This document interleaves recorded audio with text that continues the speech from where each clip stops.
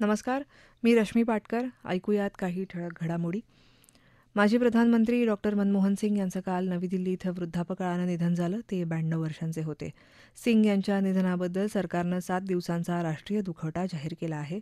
त्यांच्या पार्थिवावर उद्या नवी दिल्ली इथं अंत्यसंस्कार होणार आहेत.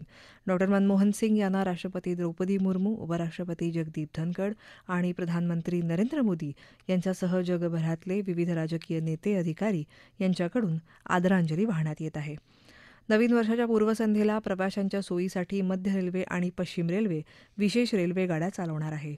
मध्य रेल्वेवर विशेष रेल्वेगाडी सीएसएमटी स्थानकातून आणि कल्याणहून पहाटे 1:30 वाजता सुटेल, तर हार्बर मार्गावर सीएसएमटी आणि पनवेल इथून पहाटे 1:30 वाजता सुटेल.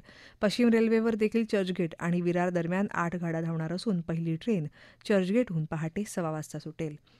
महिला क्रिकेटमध्ये भारतानं आज तिसऱ्या आणि अखेरच्या एकदिवसीय सामन्यात वेस्ट इंडिजवर 5 गडी राखून विजय मिळवला आणि मालिकाही 3-0 अशी जिंकली. वडोदरा इथं झालेल्या या सामन्यात वेस्ट इंडिजनं नाणेफेक जिंकून प्रथम फलंदाजी करताना 38 षटकात सर्व बाद 162 धावा केल्या. भारतानं अवघ्या 28 षटकात 167 धावा करत विजयी लक्ष्य पार केलं.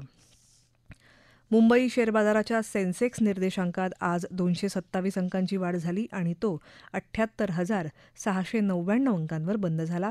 राष्ट्रीय शेअर बाजाराचा निफ्टीही 63 अंकांची वाढ नोंदवत 23,813 अंकांवर बंद झाला. याबरोबरच हे बातमीपत्र संपलं. नमस्कार.